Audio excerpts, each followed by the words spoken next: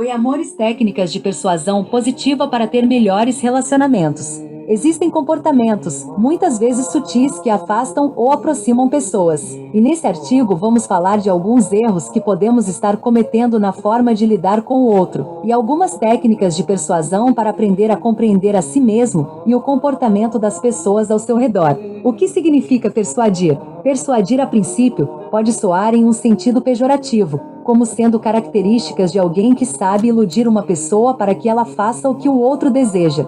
Certamente, existem enganadores que utilizam a persuasão para se aproveitarem das pessoas, e isso é absolutamente condenável. Entretanto, a persuasão pode e deve ser usada como forma de melhorar as relações humanas e profissionais na sociedade em que vivemos. Mais do que isso, utilizamos a persuasão a todo momento, em diálogos onde queremos expressar nosso ponto de vista, e até no momento em que nos dispomos a ajudar alguém. Técnicas de persuasão ou técnicas de convencimento. Muitas pessoas confundem o ato de persuadir com o de convencer, mas saiba que para convencer alguém se abrange mais a razão. Porém, persuadir envolve todas as áreas do cérebro, como a emocional e a área que envolve risco, estimulando a vontade interior da própria pessoa em mudar ou fazer algo. Alguém pode estar convencida de algo racionalmente, mas mesmo assim prefere não mudar, pois seus motivos emocionais são mais fortes e acabam justificando suas escolhas.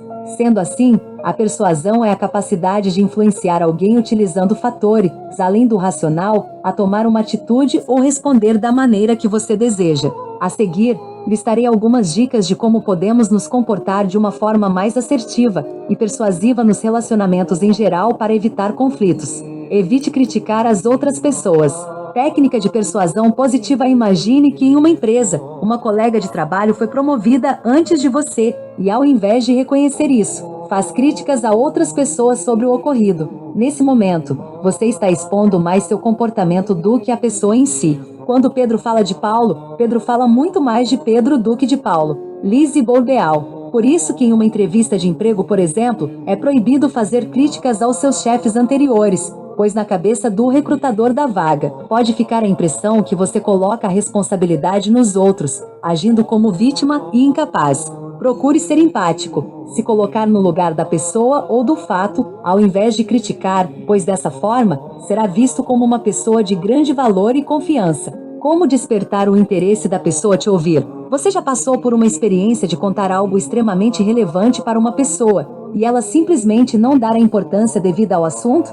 Sim, isso acontece muito, e um dos fatores que explica isso é a ausência de expectativa. Essa mesma expectativa é utilizada com maestria nas novelas através de uma ferramenta chamada loop. Já reparou como as cenas de novelas nunca se fecham, e sempre tem algo que vai acontecer, fazendo com que você crie expectativas e imagine como será o desfecho. O loop é feito quando se entrega somente parte de uma informação, despertando o desejo da pessoa de concluir tal assunto ou história, aumentando a expectativa e despertando a curiosidade. Perceba que quando se entrega uma informação extensa e sem expectativas, o impacto sobre o assunto é bem fraco, e a resposta não será à altura de igual peso. Nas relações pessoais e profissionais pode ser usado esse recurso quando você quer dialogar com alguém, mas antes, desperta o interesse nela antes para ouvir o que você tem para falar. Com isso, será bem menor a quantidade de assuntos mal compreendidos ou ignorados em uma relação, tornando uma pessoa que é sempre ouvida com atenção, facilitando o entendimento da sua mensagem. As decisões são mesmo racionais? Pensamos estar no controle das situações através da nossa capacidade racional de decidir e resolver problemas. Mas não é assim que pensam muitos especialistas em comportamento humano, como o psicólogo Daniel Kahneman, ganhador do Prêmio Nobel de Economia, onde defende a seguinte tese: no processo de decisão do cérebro humano, a intuição, emoção e os sentimentos se sobressaem à razão. Isso significa que as decisões são tomadas sob influência de fatores emocionais, e a racionalidade apenas validam como coerente ou não, criando justificativas para as decisões. Muitas vezes queremos algo emocionalmente falando, e utilizamos justificativas racionais para realizarmos determinada tarefa ou tomada de decisão. Economizamos esforço do cérebro racional, chamado neocórtex, pois ele é mais lento e demanda mais energia do nosso corpo. Logo, os fatores emocionais e experiências anteriores influenciam mais no processo de decisão. Por exemplo, Quando se quer tomar um refrigerante, sabemos que racionalmente ele faz mal à saúde, porém, justificamos dizendo: se eu tomar somente agora, não fará tão mal assim. Sabendo disso, podemos nos relacionar melhor com as pessoas nos preocupando em demonstrar o lado emocional de uma situação racional, e também respeitar e compreender o lado emocional do outro.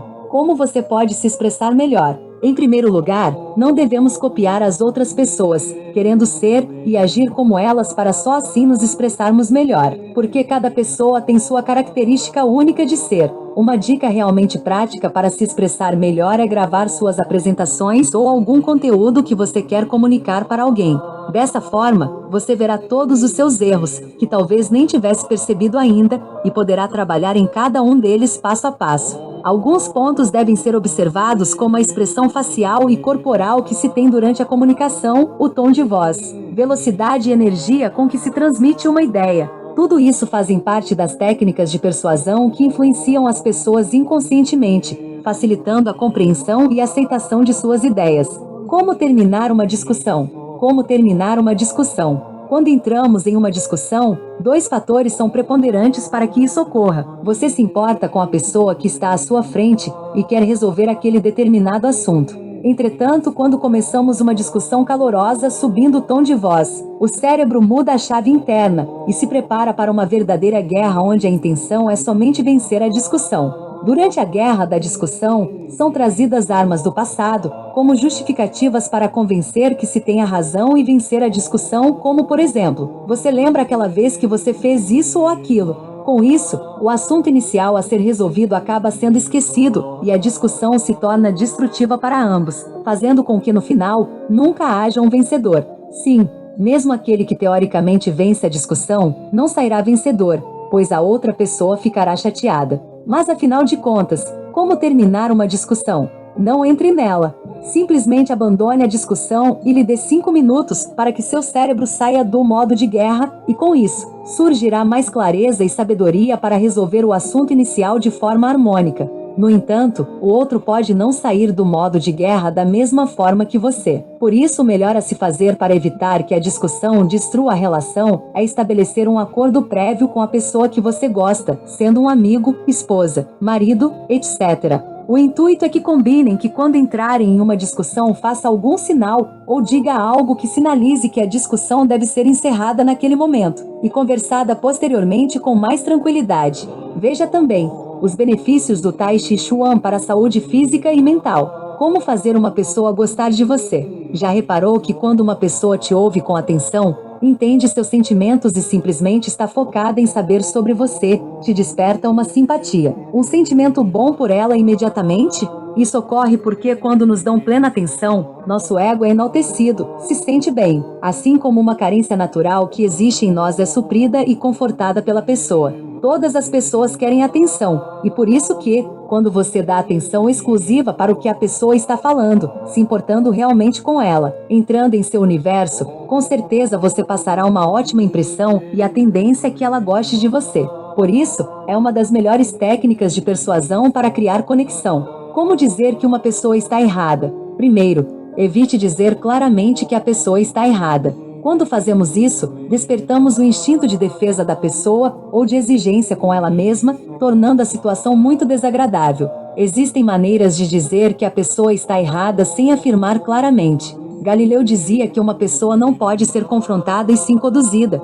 até que ela encontre a verdade dentro de si própria. Quando a pessoa estiver errada, ao invés de afirmar, faça perguntas. Questione e insira novas colocações para que a própria pessoa reflita e ela mesma tome consciência do seu erro. Quando você afirma categoricamente que a pessoa está errada, seu ego pode se elevar, e consequentemente o ego da pessoa ficará na mesma altura para contestar a afirmação, como instinto de defesa. No entanto, se você se colocar em uma postura despida de ego, a pessoa também tende a se desarmar, e a chance dela compreender que estava errada será bem maior, pois não haverá confrontos e sim, uma condução para um senso comum. Técnicas de persuasão como essa pode evitar muito conflito desnecessário, acredite. Conclusão sobre as técnicas de persuasão para melhorar relacionamentos.